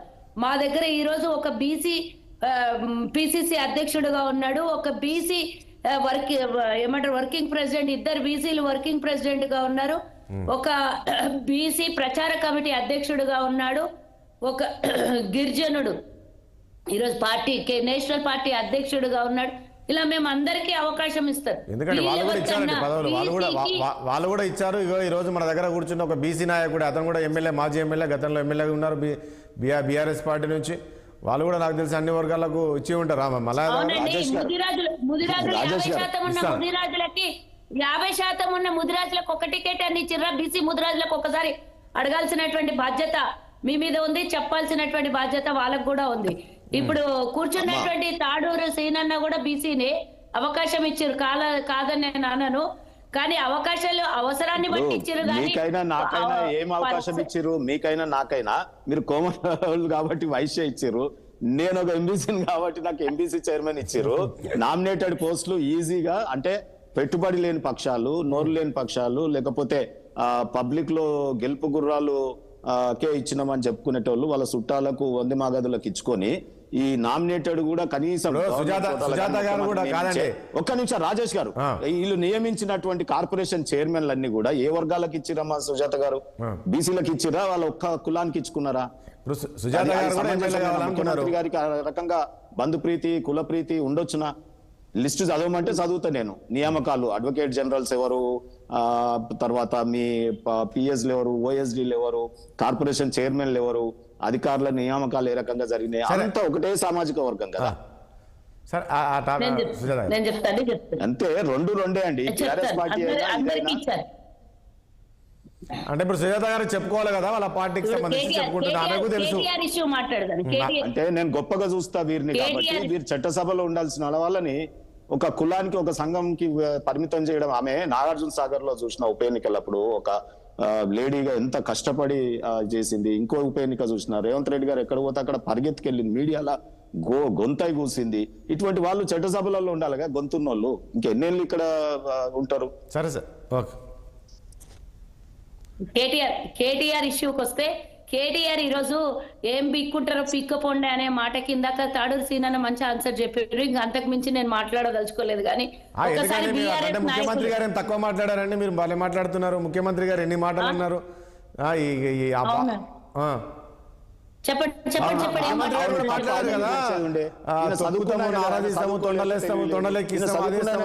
అవన్నీ మాట్లాడలేదండి. మరి ముఖ్యమంత్రి గారు కూడా మాట్లాడారు, వాళ్ళు అదే అంటున్నారు. ముఖ్యమంత్రి గారు భాష బట్టే మా భాష ఉంటదని. అవునా అండి. గత ముఖ్యమంత్రి మొన్నటిదాకా కూడా మొన్న నల్గొండ సభలో మాజీ ముఖ్యమంత్రి మాట్లాడినటువంటి మాటలు గుర్తు చేసుకోవాలి. ఈ ముఖ్యమంత్రిని రేవంత్ రెడ్డి గారికి మాట్లాడిన మాటలు, గతంలో ముఖ్యమంత్రి ఇష్టం వచ్చినట్ల ఒక్క ప్రెస్ మీట్ పెడితే 100 తిట్లు తిట్టినటువంటి ముఖ్యమంత్రిని గుర్తు చేసుకోండి మీరు. రేవంత్ రెడ్డి గారి విషయానికి వస్తే అనవసరమైనటువంటి వ్యవహారాల తలదూర్చిన వాళ్ళని తిట్టాడు కానీ ఎవరిని పడితే వాళ్ళని, వ్యవస్థని, విలేకరులని, అధికారులని, కలెక్టర్లని కాళ్ళ దగ్గర కూర్చోబెట్టుకునే వ్యవస్థ ఎవరి దగ్గర లేదండి. అవునండి, అందుకనే మార్పు కావాలనే కాంగ్రెస్ కాదండి. మీరు అన్నట్లు కరెక్టే, మార్పు కావాలన్నారు. సో మార్పు కోరారు. మీరు ఈరోజు అధికారంలోకి వచ్చారు. వచ్చిన తర్వాత నాకు ముఖ్యమంత్రి గారు కూడా మాటలో మార్పు ఉండాలి కదా. మరి అలాంటప్పుడు సరే అతను అట్లా మాట్లాడారు. ప్రజల ఆశీర్వాదం ఇచ్చి ప్రజలు గెలిపించిన ప్రభుత్వానికి 3 నెలల్లో కూల్చేస్తాం, 6 నెలల్లో కూర్చేస్తాం, మళ్ళీ మేమే ముఖ్యమంత్రి అవుతాం. ఇంకా ఆశ చావలేకుండా మా ప్రభుత్వం మీద పడి, మా పార్టీ మీద పడి ఏడుస్తుంటే మూతోడు జవాబు చెప్పాల్సినటువంటి బాధ్యత మా ముఖ్యమంత్రి గారికి కూడా ఉన్నది. తాట తీస్తా అన్నాడు, తోలు తీస్తా అన్నాడు, డొక్క తీసి డోలు కడతా అని చెప్పిండు మా జోలికి వస్తే. అది మా పార్టీని కూల్చేస్తామన్నప్పుడు మాట్లాడిన మాటలు, ప్రజలకు ఇబ్బంది పెట్టినప్పుడు మాట్లాడినటువంటి మాటలు తప్పించి అనవసరంగా వాళ్ళకు ప్రత్యేకంగా వాళ్ళకు పర్సనల్ గా ఎవరు కూడా అటాక్ చేయలేదు. ఈ రోజు తను చేసిన తప్పుకి 54 కోట్ల అవినీతి కనబడుతున్నా, అక్కడ కోర్టులు విచారణ చేస్తున్నా, సిబిఐ విచారణ చేస్తున్నా, ఈడీ విచారణకు సిద్ధమైనా కూడా ఇంకా అహంకారం తలకెక్కి అహంకారపూరితమైనటువంటి మాటలు మాట్లాడుకుంటూ కేవలం కేటీఆర్ది కేవలం 54 కోట్ల స్కామ్ కాదండి, ఇది 54 లక్షల కోట్ల స్కామ్ ఉండిండొచ్చు. ఎందుకంటే తెలంగాణ రాష్ట్రానికి దోపిడీ చేసి నిండున ముంచేసి ప్రజలకు 7.5 లక్షల కోట్ల అప్పు చేసింది కాక పైగా ఇంకా ఇంత రుబాబు, తెలంగాణ తెలంగాణ భాషలో చెప్పాలంటే ఇంత రుబాబు చేసింది సరిపోదని తెలంగాణ ప్రజల సొమ్ముని దోపిడీ చేసి వ్యక్తిగతంగా తిట్ల కోసం పెట్టిరా కాదు. ఒకటండి, అది కాదు కాదమ్మా. ఒకటి టాపిక్ ఏంది మాట్లాడు. ఒకటండి సుజాత గారు ఒక్క పాయింట్ ఇక్కడ. సుజాత గారు ఒక్క పాయింట్ ఇక్కడ. కేటీఆర్ ను సుజాత గారు ఏంది అవసరమే, ఎవరి లాంగ్వేజ్ ఏంది అనేది కేటీఆర్ గారు జనాలు చూశారు. ఒకటండి బొల్లం మల్లయ్య యాదవ్ అన్న ఒకటి అడుగుతున్నా, తెలంగాణ ఇచ్చినప్పుడు అప్పెంతన్నా, తెలంగాణ ఇచ్చినప్పుడు మిగిలి బడ్జెట్ ఎంతన్నా, ఈ రోజు తెలంగాణలో సుజాత గారు అదంతా చర్చ జరిగింది. సుజాత గారు ఇప్పుడు ఆడ మాట్లాడుకుంటారు చెప్పాలి కదా ఈ రోజు. మరి ఇవన్నీ కర్తా కర్మ క్రియ అయినటువంటి పార్టీకి తిట్టకుండా ఇంకేం చేస్తారండి నాకు చెప్పండి. మీరు సోషల్ మీడియా పెట్టి ఎట్లయితది? కాదు, మీరు ఇవన్నీ ఎక్స్ప్లెయిన్ చేయమ్మా. 7.5 లక్షలు దోపిడీ చేసి అప్పులు చేసి మా మీద సోషల్ మీడియా పెట్టి మీకు వీడియో తీసి అన్ని ఎక్స్ప్లెయిన్ చేయమ్మా. బాకీ ఉన్నా అరే మీరు వీడియోలు పెట్టి ఎక్స్ప్లెయిన్ చేయమ్మా. నేనెందుకు బాకున్నా?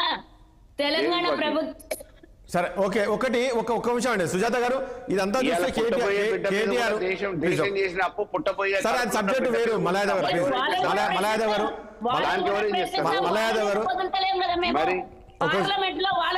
సుజాత గారు ప్లీజ్ ఒక నిమిషం మాట్లాడాల్సిన ఇష్యూ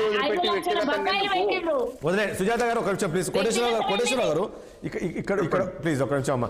కోటేశ్వరరావు గారు, ప్రధానంగా కేసీఆర్ పైన 2-3 కేసులు మనకు ప్రధానంగా వినపడుతుంది. ఒకటి ఫోన్ ట్యాపింగ్ మనం చూసాం, తర్వాత ఈరోజు ఈ అంశం. సో ఇది ఈ కేటీఆర్ ఏదో ఒక దాంట్లో ఖచ్చితంగా జైలుకి వెళ్ళాల్సిన పరిస్థితి వస్తుందంటారా, లేక ఫార్ములా ఈ రేజ్ అనేది చాలా సీరియస్గా తీసుకున్నట్లు తెలుస్తుంది ఏసీబీ దీనిపైన, ఎందుకంటే పూర్తి ఆధారాలు సేకరించినట్లు కనబడుతుంది. ఈ కేసులో రేపు 6వ తేదీ రోజు ఆయన విచారణకు వస్తే ఏం జరిగే అవకాశం ఉంటుంది? ఓన్లీ విచారణ చేసి పంపించే అవకాశం ఉంటుందా? ఇప్పుడు కేటీఆర్ జైలుకి వెళ్లాల్సి ఉంటుందా అనేటువంటిది, ఎవరైనా జైలుకి వెళ్ళాలని ఎవరు కోరుకుంటారు, ఎవరు కోరుకోరు. కానీ అక్రమాలకు పాల్పడినప్పుడు అవి చట్టపరంగా దర్యాప్తులో తేలి, ఆ తేలినటువంటి దర్యాప్తుని కోర్టు ఆమోదించి దానికి శిక్షార్హమైనప్పుడు అవన్నీ కూడా జరుగుతాయి. అందుకని ఊహాగానాల మీద ఆధారపడి వెళ్లాల్సి ఉంటుందా, లేకపోతే పునీతులుగా వస్తారా, ఇవన్నీ కూడా అనేకమైనటువంటి ఫ్యాక్టర్స్ మీద ఆధారపడి ఉంటాయి. ఇప్పుడు గతంలో కనుక చూసుకున్నట్టయితే బీజేపీ 2014లో కాంగ్రెస్ మీద చేసినటువంటి అవినీతి ఆరోపణలు వాటన్నిటిని చూసినప్పుడు ఏమైంది, ఎంతమందిని జైలుకు పంపించారు? కేంద్ర ప్రభుత్వ దర్యాప్తు సంస్థలు దర్యాప్తు చేసి కానీ, లేదా వాటన్నిటిని కోర్టులో. అందుకని ఇవన్నీ కూడా ఏంటంటే కొన్ని ఊహాగానాల మీద ఆధారపడి. అయితే ఇక్కడ మాత్రం ఒకటి నేను స్పష్టంగా చెప్పదలుచుకున్నాను. ఇప్పుడు నేను జైలుకి వెళ్తానికి సిద్ధంగా ఉన్నాను అనేటువంటి పదజాలం కేటీఆర్ నుంచి రావాల్సినటువంటి అవసరమే ఉంది. ఎందుకు ఆ విధమైనటువంటి చేశాడు అంటే ఆయనకి ఆసక్తి ఉన్నదా, లేకపోతే జైలుకి వెళ్ళిన వాళ్ళందరూ ముఖ్యమంత్రులు అయ్యారు కనుక తనకు కూడా అలాంటి ఉబలాటం ఉందా అనేటువంటిది కదా ప్రశ్న. ఆయన వైపు నుంచి వచ్చింది. ఇప్పుడు మీడియా వైపు నుంచో లేకపోతే ఇంకొక పార్టీ వైపు నుంచో ఆయన జైలుకి వెళ్తారు లేదా వెళ్ళరు అనేటువంటి చర్చ జరగలేదు. కానీ నేను సిద్ధంగా ఉన్నాను, నేను ట్రిమ్ గా తయారవుతాను, ఇలాంటి నోరు ఎందుకని ఆ విధంగా అదుపు చేసుకోకుండా ఆయన మాట్లాడారు.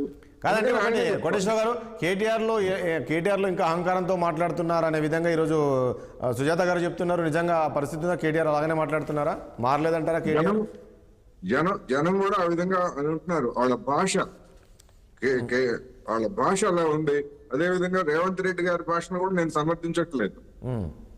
నేను చెప్తున్నాను కదా, గతంలో కేసీఆర్ భాష సరైనది కాదు, కేటీఆర్ భాష కానివ్వండి, లేదా రేవంత్ రెడ్డి గారి భాష కానీ, లేదా కొంతమంది ఆ పార్టీలో ఈ పార్టీలో ఉన్నటువంటి నాయకులు, బీజేపీ నాయకులు కూడా కొంతమంది ఉన్నారనుకోండి, నోటి దోల ప్రదర్శించేవాళ్ళు.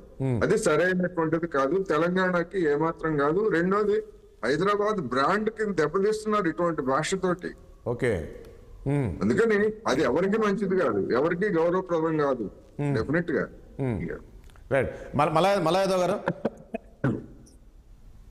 చెప్పండి. మలయాదవ్ వినపడుతుందా? మలయాదవ్ గారు, ఏంటి నేను ఇంతకుముందు అన్నట్లు ఏంటి అంటే ఇదంతా కేవలము ఒక ఏమంటారు గుడ్డ కాల్సి మీనేసినట్లు ఈరోజు సర్కార్ అంటే ఈ కాంగ్రెస్ ఆ రకంగా చేస్తుంది, బీఆర్ఎస్ పైన ఏదో రకంగా ఆరోపణలు చేయాలి, ఆరోపణలు ఇబ్బందులు పెట్టాలనే ప్రయత్నమే చేస్తుంది తప్ప ఎక్కడ ఎలాంటి అవినీతి జరగాలి పూర్తి ట్రాన్స్పరెంట్గా జరిగింది ఏ అంశానికైనా కూడా అనుకోవచ్చా? ఏ అంశాన్ని చూసినా కూడా. సో ఇవన్నీ పెద్ద అయ్యేది ఏముండదు, వీగిపోతాయి అంటారా? ప్రభుత్వం ఏర్పడ్డ సంవత్సరం కాలం నుంచి ఏదో ఒక రకమైన నెపం, గత ప్రభుత్వం అని, కాళేశ్వరం అని, ఇంకో ప్రాజెక్ట్ అని, ఇంకోటని ఏదో రకంగా ఇరకాటంలోనో ఇబ్బంది పాలు చేసో ప్రజల దగ్గర పలసన చేయాలనో చులకన చేయాలనో ఒక ఆలోచనతోనే కాంగ్రెస్ ప్రభుత్వంలో ఉన్న నాయకులు కానీ ప్రజాప్రతినిధులు కానీ మాట్లాడుతున్నారు తప్ప ఎక్కడ కూడా లేదు. కాళేశ్వరం ప్రాజెక్టు కట్టిందే 1,00,000 కోట్లతోనైతే 1,00,000 కోట్ల ఇది జరిగింది అని చెప్పి అవినీతి జరిగింది అని అంటున్నారు. మరి కేంద్రంలో అధికారంలో ఉన్న బీజేపీ ఎన్నోసార్లు దీని మీద మాట్లాడింది, మరి ఎక్కడ కూడా రుజువు చేయలేదు. వాళ్ళ అధికారంలో వచ్చి క్లియర్ గా సర్టిఫికేట్ కూడా ఇచ్చిపోవడం జరిగింది. ఏది ఏమున్నా గానీ ఒకవేళ నిజమైన ఆరోపణలు ఏదైతే చేస్తున్నారో దానికి ఆధారాలు ఉంటే చేసి వాటిని రుజువు చేస్తే బాగుంటుంది. ఆలోచనతోనే చేస్తే మంచిది కాదు. చెప్పండి. బీజేపీ కూడా తప్పుపడుతుంది అంశాన్ని. ఏమంటారు? బీజేపీ కూడా తప్పే పడుతుంది కేటీఆర్ ఈ వ్యవహారానికి సంబంధించి. చూసాం కదా, శ్రీనివాస్ లాంటి వాళ్ళు కూడా చెప్తున్నారు లేదండి తప్ప, ఆయన చేసిన తప్పు, అసలు ప్రజాధనాన్ని ఎట్లా దుర్వినియోగం చేస్తారు. అది కాదండి, నేను తప్పు పట్టడం కాదు కదా, పేపర్ డాక్యుమెంటరీ ఎవిడెన్స్ ఉండాలా, కోర్టు కూడా దానికి ఒక నిర్ధారణకు రావాలా. అధికారులు కేసులు కట్టడానికి కేసులు కట్టవచ్చు, మామూలుగా దాంట్లో వాస్తవాలు ఉండాలి కదా, నిజానిజాలు తెలుసుకోవడానికే కదా అక్రమంగా కేసు పెట్టిందని చెప్పేసి ఈ రోజు కోర్టుకు కూడా పోవడం జరిగింది. దానికి సంబంధించిన వాదనలు కూడా కోర్టు విన్నది, రిజర్వ్ ఫర్ ఆర్డర్స్ అని అన్నది. ఈ లోపల వాళ్ళు ఏదో మామూలుగా వాళ్ళ పని వాళ్ళు చేసుకోవడానికి నోటీసులు ఇచ్చారు. రేపేం జరుగుతుందో చూద్దాం. తప్పకుండా దానికి సంబంధించి ఆధారాలు ఉంటే, నిజంగా అవినీతి జరిగింది అనుకుంటే దానికి బాధ్యులుగా రేపు శిక్ష పడితే ఆ శిక్షను కూడా అనుభవించడానికి ఎవరైనా తప్పించుకోవడానికి ఆస్కారం ఉండదు కదా, అది ఏ స్థాయిలో ఉన్నా కానీ. ఈ రోజు చట్టాలు ఉన్నాయి, రాజ్యాంగం ఉంది, మనకు న్యాయస్థానాలు ఉన్నాయి, న్యాయమూర్తులు ఉన్నారు, మనం గౌరవించుకుంటున్నాము. ఎన్నో సందర్భాలలో ఎన్నో కుంభకోణాలు బయటకు వచ్చి వాటిలో రుజువులైన సందర్భాలు ఉన్నాయి. నాయకులు ప్రభుత్వాలు కూడా ఇరకాట ఉండబడ్డాయి. ఏది లేకుండా మత లేకుండా బయటకు వచ్చిన సందర్భాలు కూడా ఉన్నాయి. రాజకీయ కక్షతోని వేధింపులకు గురి చేస్తే న్యాయస్థానాలు తీర్పిచ్చిన సందర్భాలు కూడా ఉన్నాయి. కాబట్టి ఏం జరుగుతుంది అనేది లేకుండా కేటీఆర్ గారు ఇట్లా అన్నారు, లేకపోతే నిజంగానే చేసారు అని చెప్పేసి నిర్ధారణ చేసి మాట్లాడే, ఇప్పుడు ప్రభుత్వంలో ఉన్నప్పుడు కొన్ని నిర్ణయాలు తీసుకుంటారు. వాళ్ళు ఏ స్థాయిలో ఉన్నోళ్ళైనా, ఏ ప్రభుత్వమైనా ఆ నిర్ణయాలు ఒక్కోసారి ప్రజలకు మేలు చేస్తే ఒక్కోసారి తిరుగుబాటు కూడా ఉంటది. వాటిని మంచి చేద్దామనే ఆలోచనతోనే ఆ రోజున్న నాయకులు నిర్ణయం తీసుకుంటే కొన్ని మచ్చికవుతాయి, కొన్ని చెడు కూడా మారే అవకాశాలు ఉంటాయి. మారినంత మాత్రాన ఇది అని చెప్పడానికి లేము. కాబట్టి కొన్ని నిర్ణయాలు మేలు చేసినా, కొన్ని నిర్ణయాలు నష్టం చేసినా, ఏదైనా అది ప్రజల హితం కోరి రాష్ట్ర బాగు కోసం చేసినప్పుడు కేబినెట్ లో కూడా కొన్ని నిర్ణయాలు మనం మంత్రివర్గంగా తీసుకున్న తర్వాత, నిర్ణయాలు తీసుకున్న తర్వాత కేబినెట్ లో తీర్మానం చేసుకుంటాం, తర్వాత చట్టాలు తీసుకుంటాం. ఇమ్మీడియట్ గా చేయడానికి ఆ అధికారం ఉంది కాబట్టే కదా కేబినెట్ మంత్రి అనేది. సామాన్యుడికి ఒక మంత్రికి, సామాన్యుడికి ఒక ఎమ్మెల్యేకి, ఎమ్మెల్యే నుంచి ఒక మంత్రికి, ఒక మంత్రి నుంచి ఒక ముఖ్యమంత్రికి విశేష అధికారాలు ఎందుకు ఇచ్చింది ఈ రాజ్యాంగం? ఈ చట్టం ఎందుకు అమలు ఆ రకంగా చేయలేదనే కదా ఈ రోజు మీరు అన్నట్లు. సరే కేబినెట్ నిర్ణయాలు ఉంటే ఆ రకంగా చేయలేదనే కదా కేటీఆర్ ఒక నియంత్రణగా ఆయన చెప్పిందే అధికారులు చేశారు అనేదే కదా ఈ రోజు అనేది. ఆ రోజు ఈ కేబినెట్ లో ఎలాంటి నిర్ణయం తీసుకోలేదు, హెచ్ఎండి పర్మిషన్ తీసుకో, అలాంటివి ఏమీ లేవు కదా, అనుమతులు లేవు.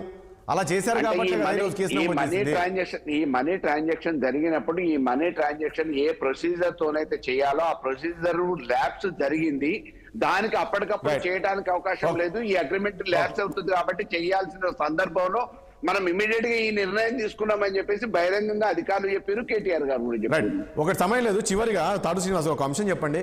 ఈ రోజు కాంగ్రెస్ వచ్చిన తర్వాత కొన్ని 10 ఏళ్ళు గతంలో బీఆర్ఎస్ అధికారాలు చేపట్టినప్పుడు కొన్ని మాత్రమే బయటికి తీసాయి, ఇంకా చాలా ఉన్నాయనేది ఈరోజు కాంగ్రెస్ పార్టీ చెప్తుంది. వీళ్ళు ఈ 10 ఏళ్ళు మామూలుగా అవినీతి చేయలేదండి, చాలా అంశాలు ఉన్నాయి, ఒక్కొక్కటి వెలికి తీస్తామంటాం. నిజంగా పరిస్థితి ఉందా? ఈ 10 ఏళ్ళలో ఆ రకంగా అధికార దుర్వినియోగం పాల్పడ్డారా బీఆర్ఎస్ నేతలు? ఏం అస్సలు చేయదండి కాంగ్రెస్ పార్టీ. ఏంటంటే వీళ్ళు గిచ్చి ఏడిపియడం ఒకటి అయితే, రెండోది ఏంటంటే ఇన్స్టాల్మెంట్ బేస్ ఒక కేసు తీసుకురావడం, తర్వాత కాంప్రమైజ్ బ్యాక్ ఎండ్ లో కాంప్రమైజ్ కావడం, టైం పాస్ చేయడం కమిషన్ల పేరుతోని. నేను అంటా ఉంటాను కదా, కాంగ్రెస్ పార్టీ మాయిర్, కమిషన్స్ వేస్తుంది, కాలయాపన చేస్తుంది, కాటికి పంపుతుంది. ఇది ఈ దేశంలో నెహ్రూ కాలం నుంచి నేటి వరకు జరుగుతా ఉంది. అంటే వాళ్ళు ఏమంటారు అంటే, ఒకసారి అయితే తాత్సారం చేయడమే అదొక విద్య అంటారు. అది కాంగ్రెస్ పార్టీ దగ్గర చాలా వారి అమల పొదులో పెద్దగా ఉంటది. రెండోది నేను ఏమంటున్నా అంటే, కేసును కూడా నీరు గారేటట్టు వాదిస్తా ఉన్నారు. నేను చూసాను నిన్న. అది ఏ రకంగా అంటే, గవర్నమెంట్ సరే ఇప్పుడు ఇన్వెస్టిగేషన్ అయితే చెయ్యొద్దు అని అనలేదు కదా, కేటీఆర్ గారిని పిలిపించి ఇన్వెస్టిగేషన్ అయితే చేయొచ్చు కదా. పోనీ కేటీఆర్ గారిని హైకోర్టులో ఉంది మ్యాటర్, హైకోర్టు జడ్జి గారే అన్నారు ఇప్పటి వరకు మేము అరెస్ట్ చేయొద్దన్నాం కానీ ఇన్వెస్టిగేషన్ చేయొద్దన్నామా అని అన్నారు. సో వారిని పిలిపియట్లేదు, లేదా వాళ్ళ ఇంటికి పోయి చేయట్లేదు, వారినైనా పోలీస్ స్టేషన్ పిలిచి చేయట్లేదు. రెండోది ఏంటంటే, మిగతా అధికారుల మీద ఎటువంటి స్టేలు లేవు కదా, వాళ్ళు కోర్టుకు పోలేదు కదా. మరి A2 A3 ఉన్నటువంటి అధికారులను కూడా ఇన్వెస్టిగేషన్ ఎంతవరకు వచ్చింది అంటే ఏం చేయలేదు అంటారు. ఓన్లీ కంప్లైంట్ దానకిషోర్ గారి స్టేట్మెంట్ రికార్డ్ చేసినామని చెప్తారు ప్రభుత్వం వల్ల. సో ఈ రకంగా నేనేమంటున్నా అంటే, ఈ కాంగ్రెస్ పార్టీ వైఖరి ఏంటంటే, వాళ్ళు ఇంకోటి కూడా చూస్తున్నారు.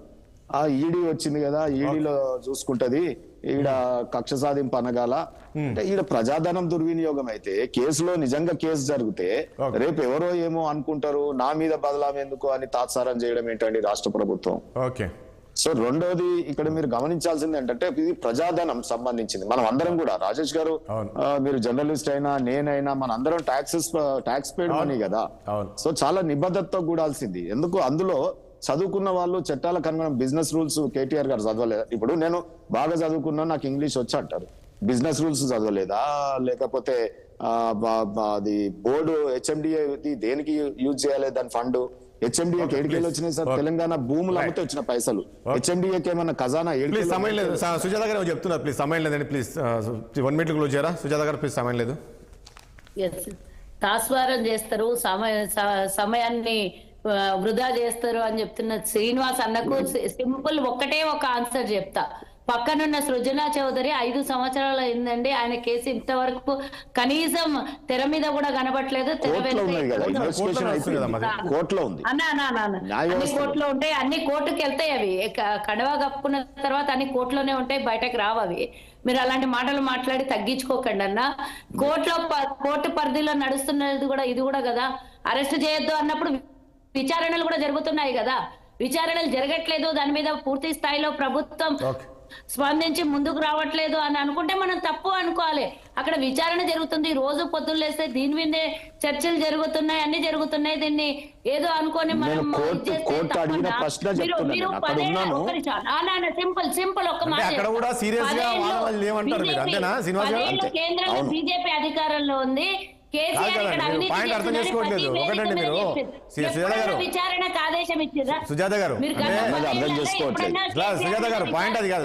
అక్కడ శ్రీనివాస్ గారు ఏమంటున్నారంటే, నేను కోర్టుకు వెళ్ళి చూశాను, అక్కడ ప్రభుత్వం తరపున వాదించే న్యాయవాదులు ఎవరైతే అంత సీరియస్ గా లేదు అనేది అని అంటున్నా. అంతేనా శ్రీనివాస్ గారు? అంతే. ఇప్పుడు వారు సుప్రీంకోర్టు వారు ఢిల్లీకి వెళ్ళి దవే గారిని ఎన్ని కోట్ల రూపాయలు పెట్టి తీసుకొస్తా ఉన్నారు, ఖర్చు పెడతా ఉన్నారు.